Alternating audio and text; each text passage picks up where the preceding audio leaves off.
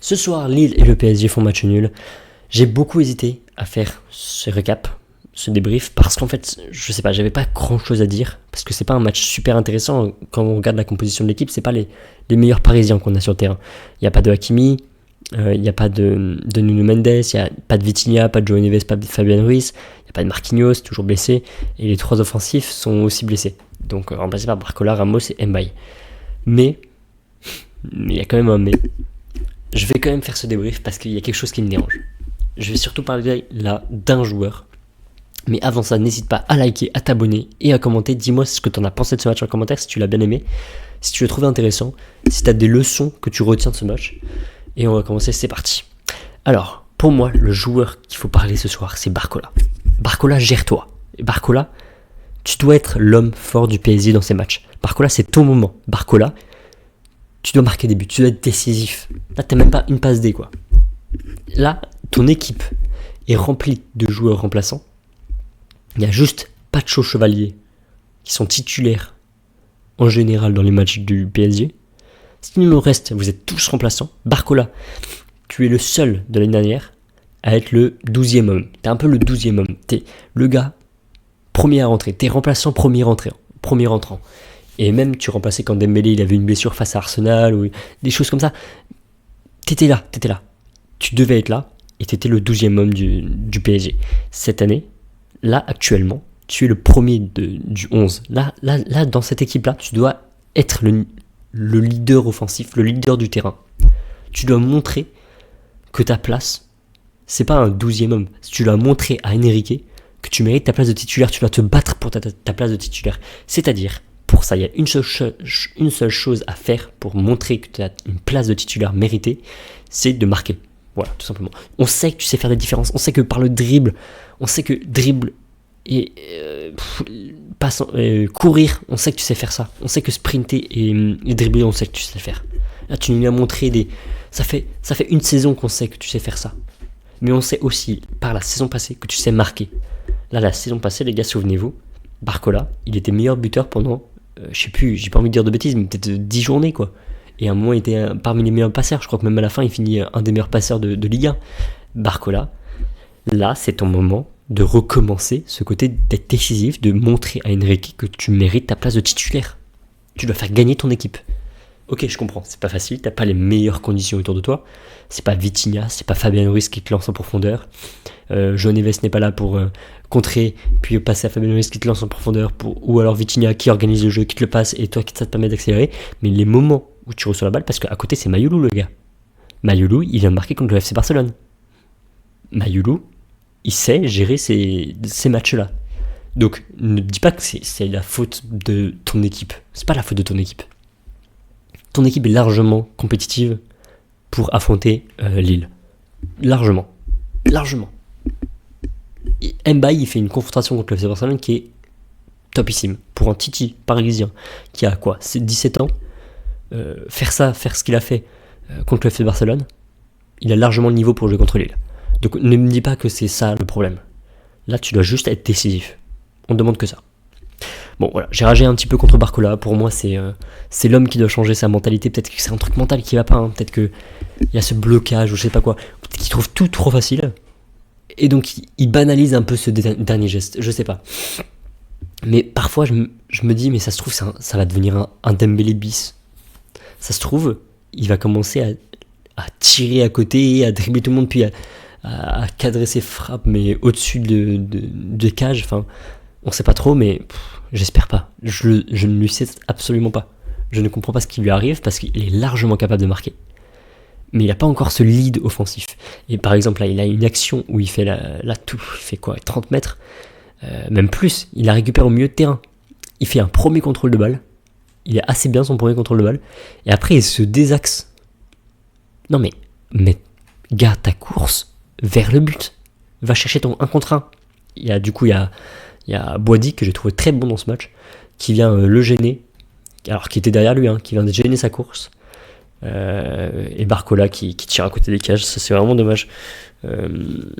Tu banalises peut-être trop tes courses, tes dribbles, le dernier geste, je sais pas trop, mais il faut que tu te gères, vraiment. Bon, voilà, je vais arrêter de parler de Barcola parce que ça fait beaucoup déjà. En vrai, ça reste un super joueur et c'est juste qu'il est un peu frustrant, mais je suis sûr que ça peut s'arranger largement. C'est ce que je lui souhaite en tout cas. Sinon, pour ce qui est de ce match en général, moi, il y en a un qui m'a sauté à l'œil quand même. Alors, je le connaissais déjà, hein, j'ai déjà vu en Europa League et en Ligue 1 la saison passée. Hein. Fernandez Pardo, je le trouve très intéressant quand même. Il fait des différences, il a fait souffrir Zaïre Emery. Même Lee, il a fait souffrir. Je ne l'ai pas trouvé incroyable, Zaïre Emery, mais là, ça fait plusieurs matchs. Hein. Ça fait depuis la saison passée que c'est compliqué pour lui d'ailleurs. Il est retourné chez les Espoirs. Il est plus sélectionné chez les Bleus A. Mais en équipe de France, il est retourné chez les Espoirs. Mais ouais, Fernandez Pardo, ouais, top match.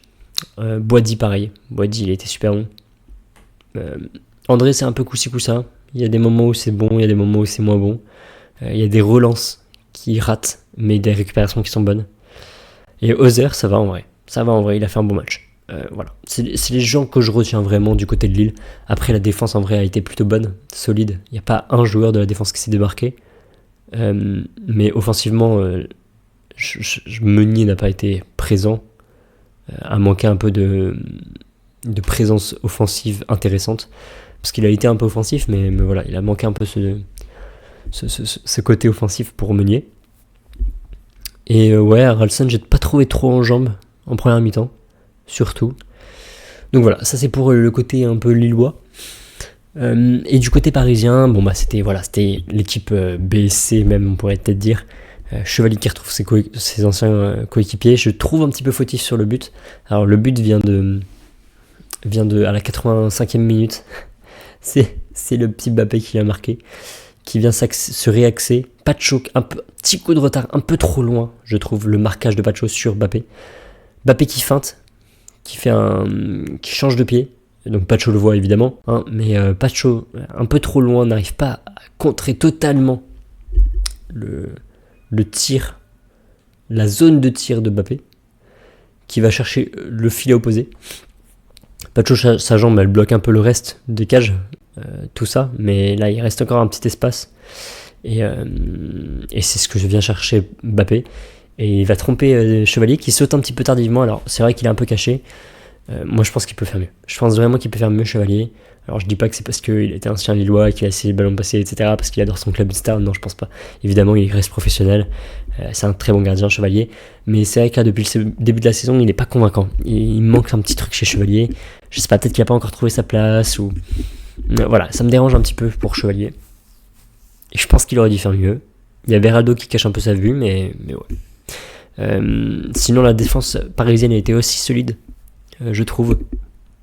Ils se font passer de temps en temps, Zaïre Emery de temps en temps c'est Beraldo, mais ils se rattrapent sur l'action d'après, donc ça se compense. Les offensifs ont été un petit peu inexistants en première mi-temps, j'ai trouvé, malheureusement. Et il a fallu les entrées des cadres, finalement, pour voir ce match basculer. Là, Achraf Hakimi qui rentre, Nuno Mendes qui rentre, Vitinha qui rentre, Zabarni qui rentre, ça change un petit peu tout quand même. Évidemment, on est habitué, la saison passée, il faisait un peu la même chose. Et Nuno Mendes qui va marquer sur un coup franc. Bon, il est splendide son coup franc. Et vraiment splendide. Ça fait longtemps que j'avais pas vu le PSG marquer sur un coup franc direct. Nuno Mendes est bien positionné. Il vient la tirer. Et en fait, Ozer, il a sa main un peu trop haute. Je pense qu'il n'est pas coupable, hein, mais il peut faire mieux. En vrai, il peut faire mieux parce qu'il met sa main juste trop haut. Le ballon passe en dessous. Donc il calcule mal la trajectoire. C'est pas qu'il a du retard sur le ballon parce que le ballon va trop vite. Non, parce qu'il a largement le temps d'intervenir. Enfin, il a le temps d'intervenir parce qu'il est en synchronisation avec le ball. C'est juste qu'il est trop haut. Voilà. Donc je pense qu'il aurait pu faire mieux sur ce coup franc. Mais ouais, en vrai, le tir est bien cadré, il est bien placé. C'est Nuno Mendes qui aurait fait d'ailleurs une bonne entrée, j'ai trouvé. Ouais, Nuno Mendes, bonne entrée. Donc voilà, l'homme du match, je pense que ça reste Nuno Mendes. Parce que moi, c'est peut-être mon homme du match. Parce que ouais, avec son but et puis son entrée est assez décisif, ça change vraiment tout, les entrées des trois.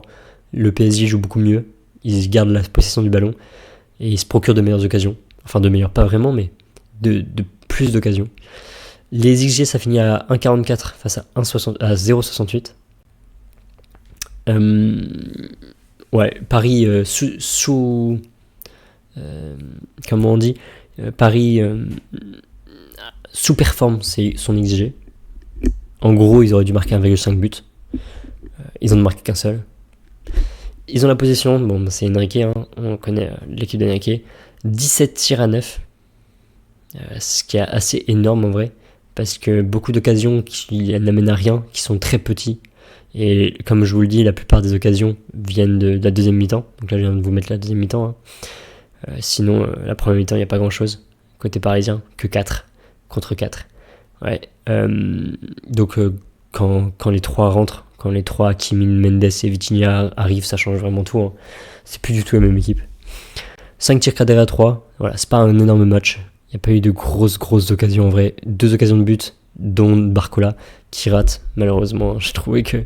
Voilà, je vais pas en rajouter une couche, mais... Problème de réalisme pour lui. Et voilà. Est-ce que Paris est inquiété au classement? Il gagne un point. Il reste premier au classement. Mais attention à Marseille, qui vient de gagner 3-0 là. Il vient de gagner 3-0 contre Metz ce week-end. Attention à Marseille qui joue très très bien. Et là, le prochain match, c'est contre Strasbourg. Ça va être un sacré choc. Premier contre troisième. Ça va laisser des plumes, hein, parce que Marseille peut en profiter.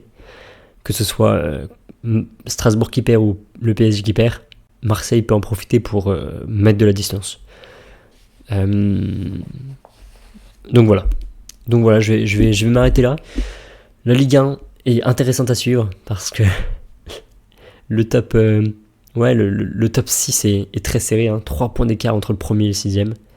Et j'ai hâte de voir ça, j'ai hâte de voir le reste. Lille est pas loin, ensuite il y a les 3 équipes à 10 points, le PFC, le TFC et le Stade Rennais. Donc je suis intéressé par cette Ligue 1. On va voir ce que ça donne et voilà, on va s'arrêter là pour ce soir. Portez-vous bien, n'hésitez pas à liker, à commenter et à vous abonner, ça me donne de la force, de la motivation et on se dit à très vite. Ciao.